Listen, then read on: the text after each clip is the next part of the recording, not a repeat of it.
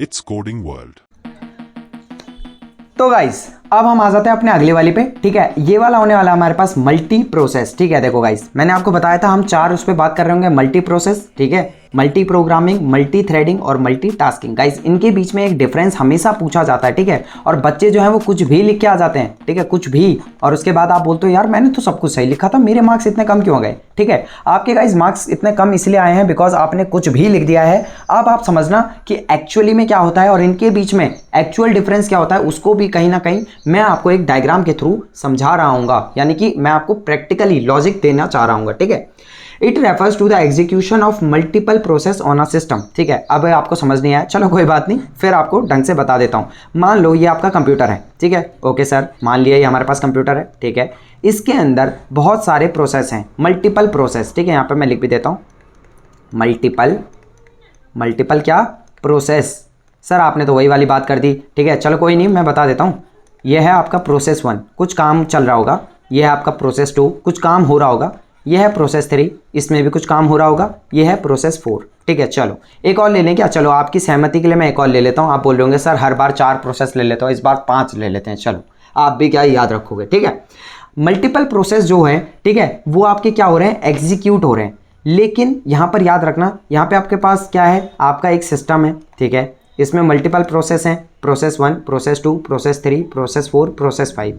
ये सारे पैरेलली क्या होंगे, एग्जीक्यूट होंगे। क्या बोला मैंने, पैरेलली एग्जीक्यूट हो रहे होंगे। ठीक है, अब सर इसमें डिफरेंस क्या है? यहां पर प्रोसेस 1 के लिए एक दूसरा सीपीयू यूज हो रहा होगा। ठीक है, प्रोसेस 3 के लिए डिफरेंट सीपीयू यूज हो रहा होगा, प्रोसेस 4 के लिए डिफरेंट हो रहा होगा, प्रोसेस 5 के लिए डिफरेंट हो रहा होगा। अब आप बोल रहे होंगे कि यार सर तो गलत पढ़ा रहे हैं, क्यों? क्योंकि यार सीपीयू तो एक ही होता है, एक साथ कैसे पॉसिबल है, इतने सारे सीपीयू कहां से लाएंगे? गाइस रुको। ठीक है, वीडियो छोड़ने से पहले मैं आपको एक चीज समझा देता हूं।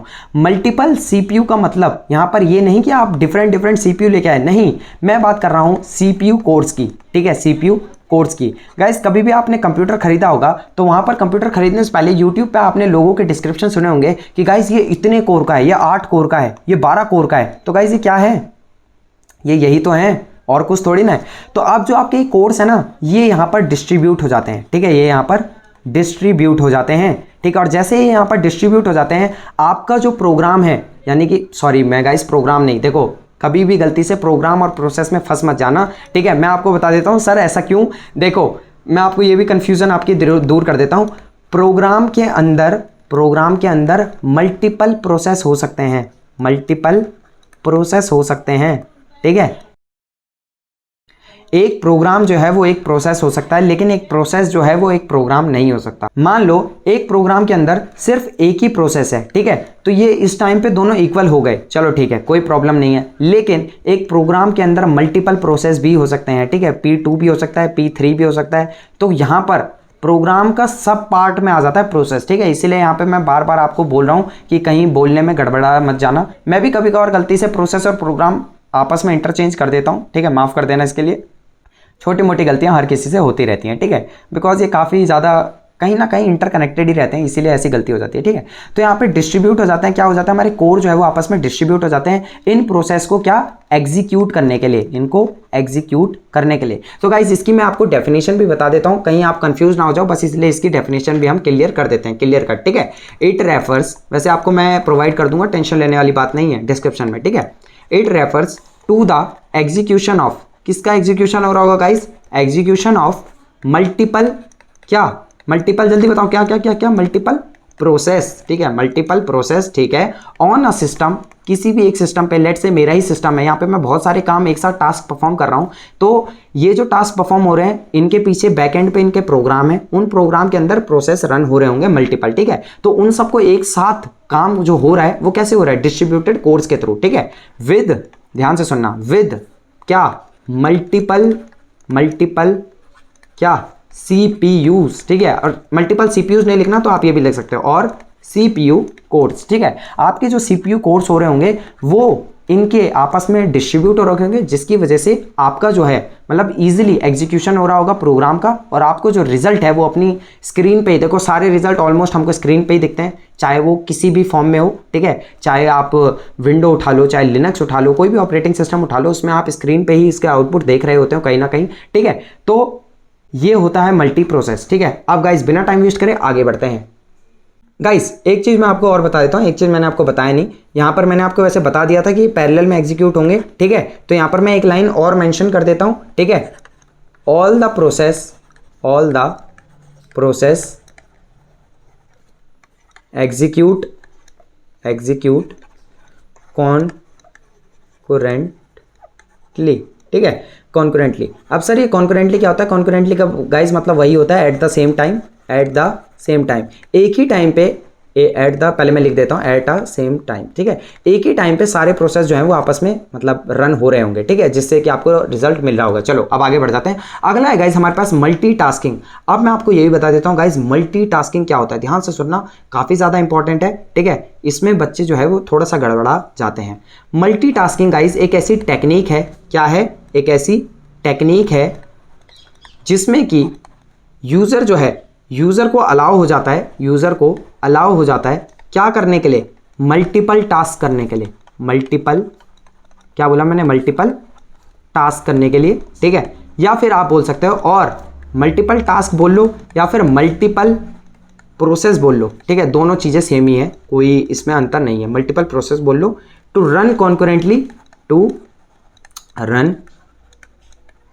कॉन्करेंटली। अब आप बोल रहे होंगे सर ये तो सेम ही है, पीछे वाले में भी तो यही हो रहा था, मल्टीपल प्रोसेस जो हैं वो एक साथ ही तो रन हो रहे थे। लेकिन गाइस ध्यान से सुनना, यहाँ पर क्या है मेन चीज़, अलग क्या है? ऑन अ सिंगल सीपीयू, क्या बोला मैंने, क्या बोला? ध्यान से सुनना, सिंगल सीपीयू। सबसे बड़ा डिफरेंस देखो, यहाँ पर आपके पास मल्टीपल सीपीयू थे मल्टीपल प्रोसेस को रन करने के लिए, लेकिन यहाँ पर ये एक ऐसा टेक्निक होता है जिसमें कि यूज़र को अलाउ किया जाता है मल्टीपल टास्क करने के लिए या फिर मल्टीपल प्रोसेस करने के लिए, जो कि रन हो रहे होंगे कैसे? कॉन्करेंटली, यानी कि प्रोसेस 1, प्रोसेस 2, प्रोसेस 3, प्रोसेस 4, सब के सब जो हैं वो एक साथ रन कर रहे होंगे, ठीक है। किस पे? एक सिंगल सीपीयू पे, ठीक है। यानी कि यहाँ पे जो आपके कोड्स हैं, जो आपके सीपीयू कोड्स हैं, वो स्पेशली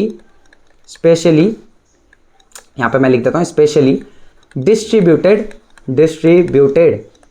नहीं होंगे गाइस। डिस्ट्रीब्यूट करने का मैं मतलब ये नहीं कह रहा कि आपने एक जगह से इस कोर को उठाया और दूसरी जगह प्लेस कर दिया, हार्डवेयर में नहीं कह रहा। जहाँ पे आप देखो आपका जो लैपटॉप है, ठीक है, इसमें जिस भी जगह पे, जैसे मान लो इस जगह पे कोर सेट है, तो कोर तो वहीं पे रहेगा ना, फिजिकली वहीं पे रहेगा, ठीक है, फिजिकली वहीं पे रहेगा। हाँ बस ये है कि उसके जो डायरेक्शन होगी काम करने की, भाई वो क्या पता प्रोसेस 3 लेट से यहाँ पे रन हो रहा है, लेट से, ठीक है, और प्रोसेस 2 यहाँ पे है, तो क्या पता पीछे वाले में, यानी कि इस वाले में मल्टीपल प्रोसेस में वो ऐसा डिस्ट्रीब्यूट हो रखा हो आपस में, लेकिन इस वाले में चाहे आपका कोई भी, चाहे आपके मल्टीपल हैं, बेशक यहाँ पे P3 है, यहाँ पे P4 है, ठीक है, चाहे कहीं पे भी हो, एक एक करके, ठीक है, एक बार में एक ही जगह होंगे सारे के सारे, ठीक है। ऐसा नहीं होगा कि आपके जो कोड्स हैं वो स्पेशली डिस्ट्रीब्यूटेड नहीं होंगे, ये होता है मल्टीटास्किंग, ठीक है। अब गाइस ध्यान से देखना, अब आप बोल रहे होंगे कि सर एक क्वेश्चन मेरे दिमाग में रेज हो गया। देखो अगर आप ध्यान से सुन रहे हो सारी बातों को तो आपके दिमाग में एक क्वेश्चन रेज हो जाना चाहिए, ठीक है। अब आप बोल रहे होंगे कि सर अभी आपने बोला कि मल्टीपल टास्क या फिर मल्टीपल प्रोसेस है, let's say P1, P2, P3, P4, P5, P6, P7, ठीक है, बहुत ज़्यादा बना दिया मैंने, ये क्या है? प्रोसेस हैं आपके, ठीक है। आपने बोला सर कि मल्टीपल प्रोसेस हमारे रन हो रहे होंगे, लेकिन प्रॉब्लम क्या है? सीपीयू तो इस बार सिर्फ एक है, ठीक है, वन सिंगल सीपीयू, ठीक है, वन सिंगल सीपीयू। तो सर मल्टीपल कैसे हो सकते हैं? ये सारे पैरेलल में कैसे चल रहे हैं? ध्यान से सुनना, ये बहुत ज़्यादा इंपॉर्टेंट है, यहाँ पर एक कंफ्यूजन क्रिएट हो जाती है बच्चों को सबको, ठीक है। अब गाइस ध्यान से सुनना, जब सीपीयू सिर्फ एक है तो P1 एक साथ, P2 भी साथ में, P3, P4, P5, P6, P7, क्या ये पॉसिबल है गाइस? नहीं सर, ये तो पॉसिबल ही नहीं है। तो मल्टीटास्किंग हो कैसे रही है? अब ध्यान से सुनना, यहाँ पर जो आपका ऑपरेटिंग सिस्टम है वो बड़ा गेम खेलता है बहुत अच्छी तरीके से। वो जो है आपके सीपीयू के टाइम को डिस्ट्रीब्यूट कर देता है। ध्यान से सुनना, ऑपरेटिंग सिस्टम क्या करता है? आपके सीपीयू के टाइम को मैनेज करता है, टाइम मैनेजमेंट, ठीक है। टाइम पीछे MENT लगा लेना अपने से, ठीक है। टाइम को मैनेज करता है, ठीक है। कैसे? ये P1 को कितना टाइम देना है, कितना टाइम देना है वो OS बताएगा, ठीक है। यानी कि क्या हो गया, रिसोर्स मैनेजमेंट, यही तो होता है, ठीक है। P2 को फिर कितना टाइम देना है ये भी हमारा ऑपरेटिंग सिस्टम बताएगा। उसी तरह P4 को कितना, P3 को कितना देना है वो भी हमारा OS बताएगा, ऑपरेटिंग सिस्टम, ठीक है। उसी तरह P4, P5, P6 और P7।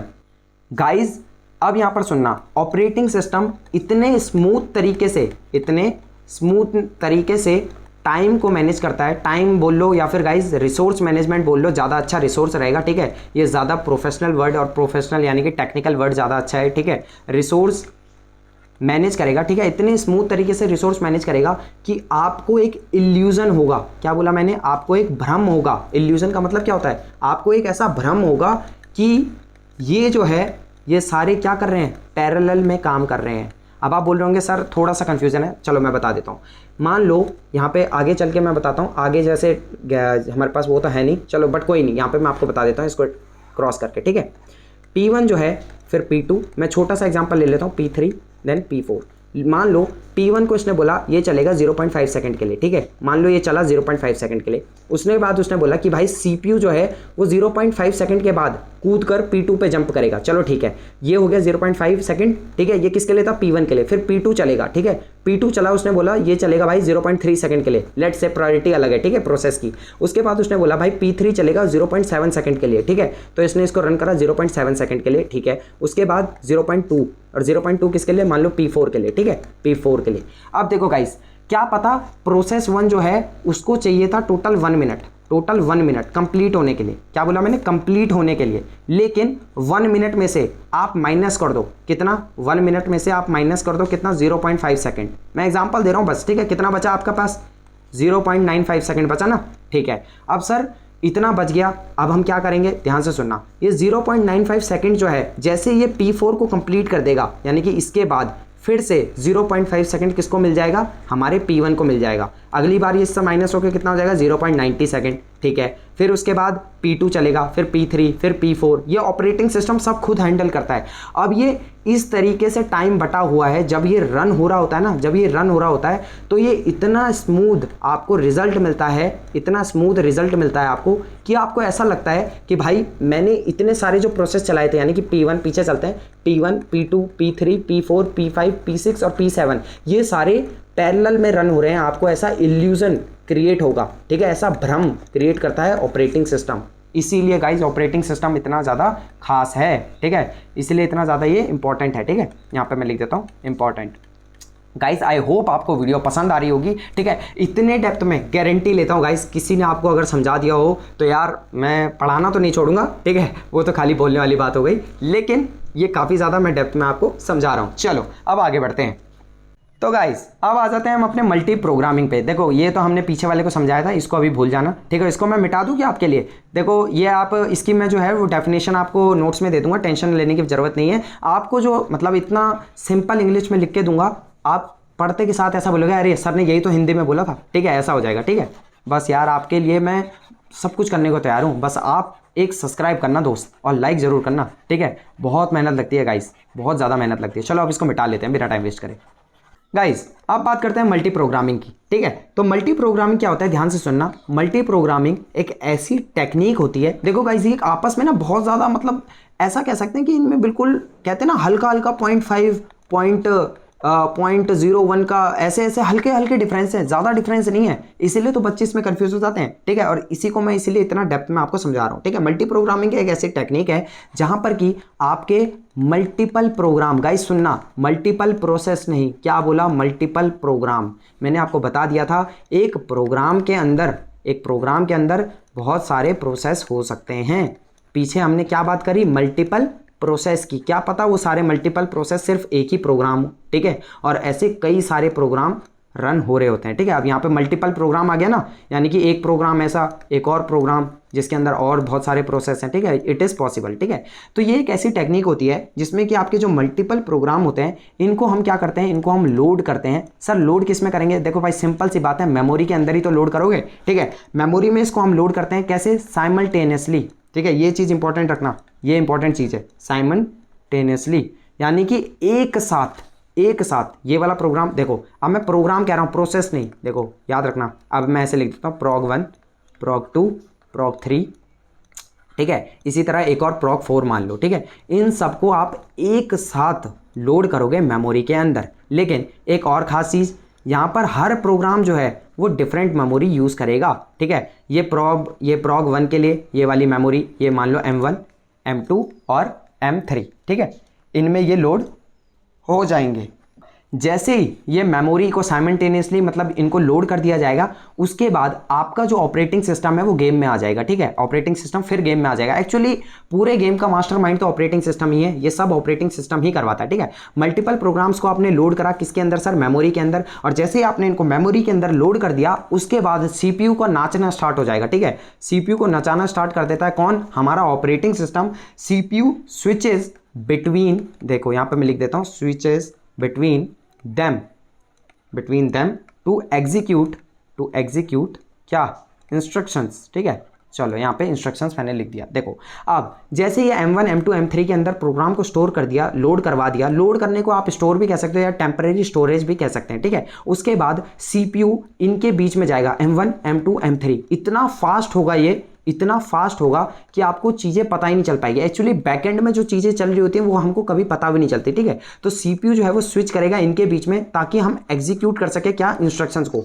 लेट से प्रॉग 1 ने बोला कि विंडो को ओपन करो, विंडो को ओपन करो, यानी कि जो हमारा स्क्रीन ओपन होकर आती है ना स्टार्टिंग में, जैसे ही हम लॉगिन करते हैं, ठीक है, तो जैसे ही वो स्टार्ट हुआ फ्रंट, प्रोग्राम 2 ने बोला कि भाई यहाँ पे आइकन्स जो हैं वो मेरे को दिखाओ, यहाँ नीचे देखो, यहाँ पे मैं डायग्राम बना रहा हूँ, यहाँ ध्यान दो, ठीक है। ये जो आइकन्स है ये प्रॉग 2 ने बोला। प्रोग्राम 3 ने बोला कि यार देखो आने से पहले एक बार रिफ्रेश होता है ना, क्या पता, चलो ठीक है, प्रोग्राम 2 को मान लो ये रिफ्रेश वाला था, ठीक है, इसने करा रिफ्रेश। प्रोग्राम 3 का मतलब था कि भाई डिस्प्ले करो, तो ये सारी चीज़ें मेमोरी के अंदर स्टोर हुई। देखो यहाँ पर मैंने आपको एग्जांपल लिया, ये चीज़ इसमें नहीं हो रही होती, ठीक है, बिकॉज ये जो है ये ऑपरेटिंग सिस्टम का पार्ट है, ठीक है, ये सारी चीज़ें तो ये मेन मेमोरी में हो रही होती हैं, बट ये टेम्पोरेरी मेमोरी का एग्जांपल मैंने आपको लिया है, ठीक है। मैं बस समझाना चाह रहा हूँ कि काम कैसे हो रहे हैं। प्रोग्राम 1 कुछ और काम कर रहा होगा, प्रोग्राम 2 कुछ और, प्रोग्राम 3 कुछ और, लेकिन सीपीयू इनके बीच में स्विच कर रहा होगा, ठीक है। तो जैसे ही वो स्विच कर रहा होगा, सारे काम आपस में हमको दिख रहे होंगे कि ये क्या हो रहे हैं, एग्जीक्यूट हो रहे हैं, ठीक है।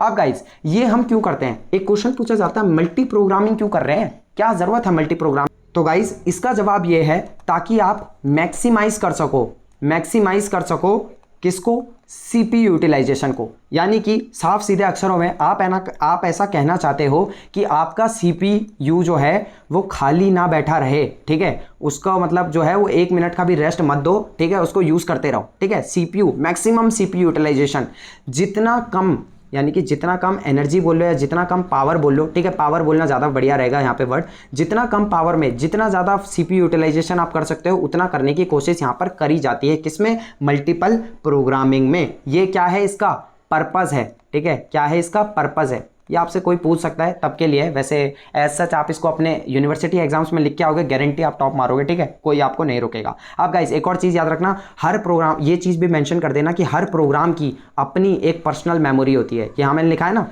प्रॉग 1 का M1, प्रॉग 2 का M2, ठीक है। पर्सनल मेमोरी स्पेस को क्या करा, एलोकेट करा, किसने, ऑपरेटिंग सिस्टम ने, ठीक है, बैकएंड पे।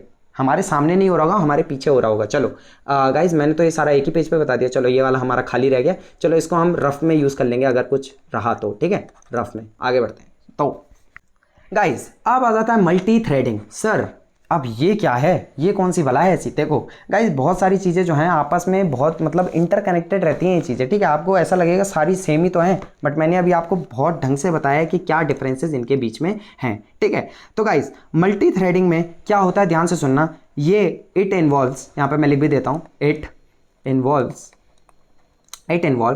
एग्जीक्यूटिंग, ठीक है। आप इसमें एग्जीक्यूट कर रहे हो तो किसको, देखो यार साफ सीधी बात है, आपके सामने लिखा हुआ है, ठीक है। चलो गाइस सिंपल सी चीज़ है। आप बोल रहे सर इतना तो मैं भी पढ़ा दूंगा, चलो बहुत अच्छी बात है यार, आप पढ़ा रहे हो, इससे अच्छी बात क्या है मेरे लिए, ठीक है, बहुत अच्छी बात है, ठीक है।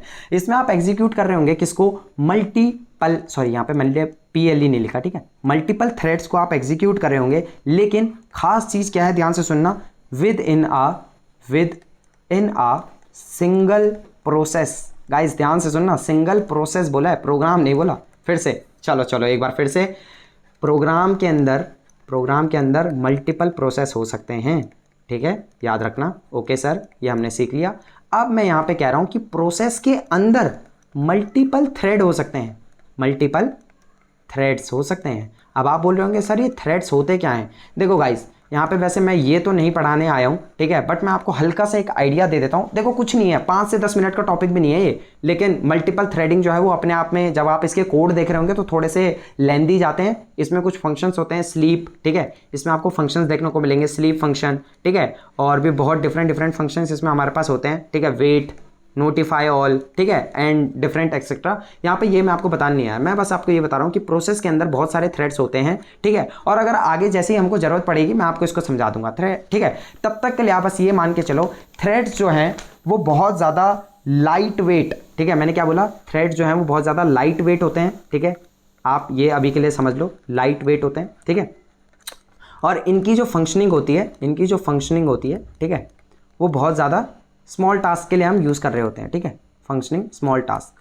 देखो आप ये मत सोच लेना कि ये जो थ्रेडिंग है इंपॉर्टेंट नहीं, एक सिंगल थ्रेड की बात करी, एक सिंगल थ्रेड, ऐसे मल्टीपल थ्रेड्स होते हैं, थाउजेंड ऑफ थ्रेड्स होते हैं, ठीक है, जब थाउजेंड्स होंगे तो उनका टास्क भी तो बड़ा हो जाएगा, ठीक है, तो एक क्या बताया मैंने कि ये बहुत ज़्यादा लाइट वेट होता है, ठीक है, मल्टीपल थ्रेड्स मिलकर बहुत बड़े बड़े टास्क भी कर सकते हैं। अब यहाँ पर एक और चीज़ मैं आपको बता देता हूँ, ये जो आपके थ्रेड्स हैं ये मल्टीपल थ्रेड्स हैं, यहाँ पे मैं T1 T2 करके लिख लेता हूँ, ठीक है। चलो अगला पेज है वैसे हम पर, ठीक है, हम अगले पेज पे लिखेंगे, इसको मैं मिटा लेता हूँ, ओके, मैंने इसको मिटा लिया है पेन पे, ओके। बहुत ज़्यादा स्पेस है गाइस, हमारे पास टेंशन लेने की जरूरत नहीं है, मैं T1 T2 करके लिख रहा हूँ, ठीक है, thread 1, thread 2, thread 3, thread 4, thread 5, ठीक है, इतने अभी के लिए इतने काफ़ी है, ठीक है। यहाँ पर मैं लिख देता हूँ P1, ये P1 क्या है, प्रोसेस है, ठीक है, प्रोग्राम नहीं है, प्रोसेस है, तो इसके अंदर ये सारे हैं जो थ्रेड्स हैं, ठीक है। अब ध्यान से सुनना, मान लो पहली थ्रेड का काम था स्टार्ट करना, ठीक है, कोई भी चीज़ को स्टार्ट करना, ठीक है, दूसरी थ्रेड का नाम लूप को रन करना, दूसरी थ्रेड का काम था,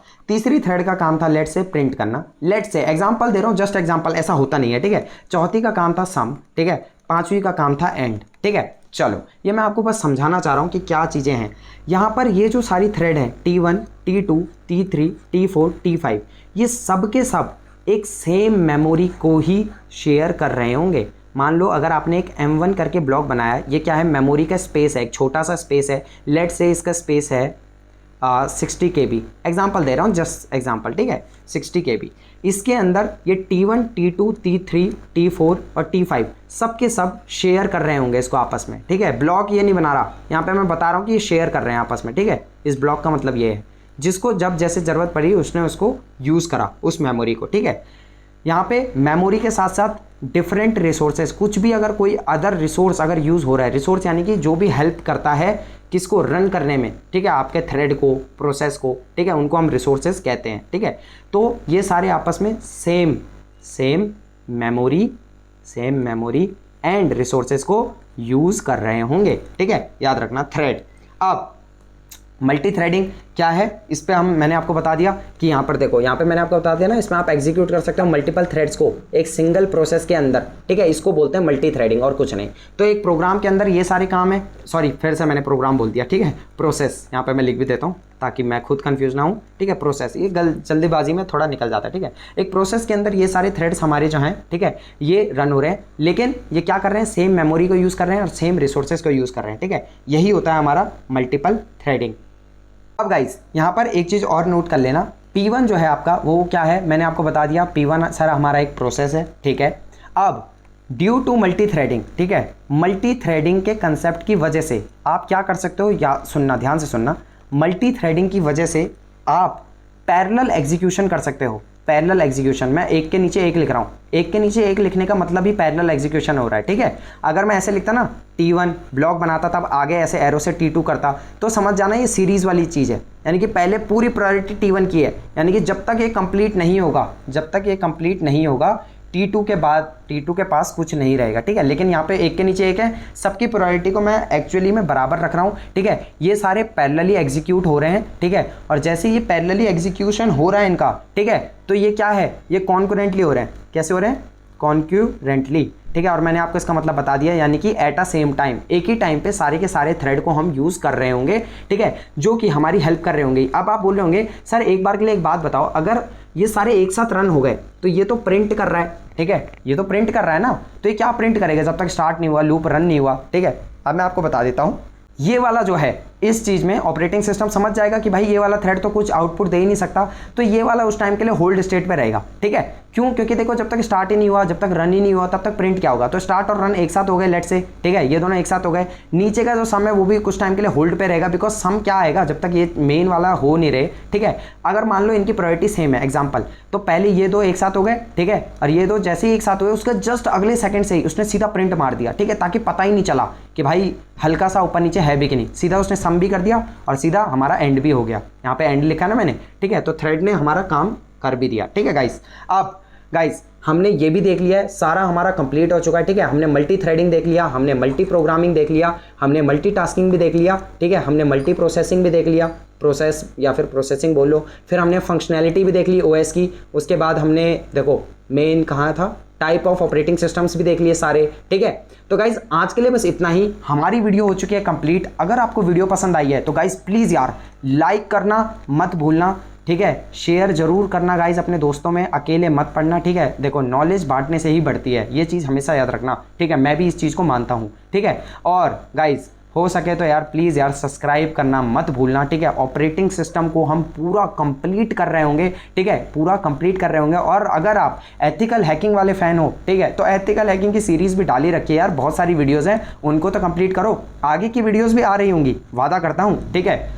एक वादा मेरा आपसे कि वीडियोस टाइम पे आया करेंगी, और आपका भी एक वादा मुझसे होना चाहिए कि सर हम आपको फॉलो करेंगे, ठीक है, हम आपके नोट्स को भी चेकआउट करते रहेंगे, और साथ ही साथ यार आप अपना पूरा सपोर्ट दिखाओगे, ठीक है। लाइक करो, ठीक है, कमेंट करो वीडियो कैसी लगी, और पूरा ढंग से मतलब बताओ यार, फीडबैक दो हमको, ठीक है। चलो गाइस आज के लिए बस इतना ही, ओके बाय।